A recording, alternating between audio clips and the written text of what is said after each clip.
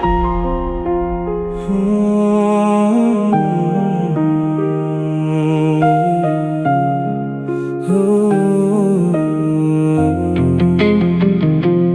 យចូលរាល់ថ្ងៃដោយសូបណ្ដែលបានឃើញតែស្នាមញញឹមខ្ញុំលាក់ដីភ័យក្នុងបេះដូងទូរស័ព្ទរោទម្ដងដងចិត្តស្ទើរឈប់ដកដងហើមខ្លាចថ្ងៃណាមួយ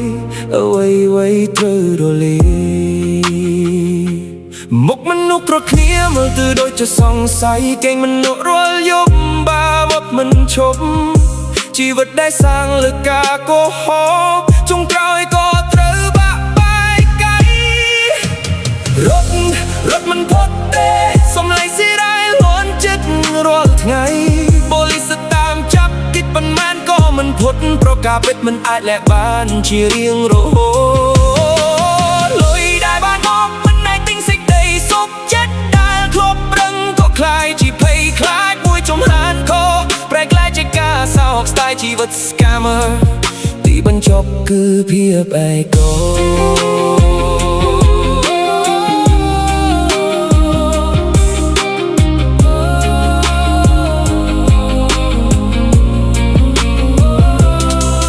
មិត្តភក្តិគេចាប់តាមបាត់អ្នកដែលចេញឆ្ងាយអ្នកដែលធ្លាប់ជឿក៏លែងទុកចិត្តទៀតកញ្ចក់ឆ្លោះមុខខ្លួនឯងសួរថាបានអ្វីខ្លះក្រៅពីការភ័យខ្លាចនឹងវិបត្តិសាដី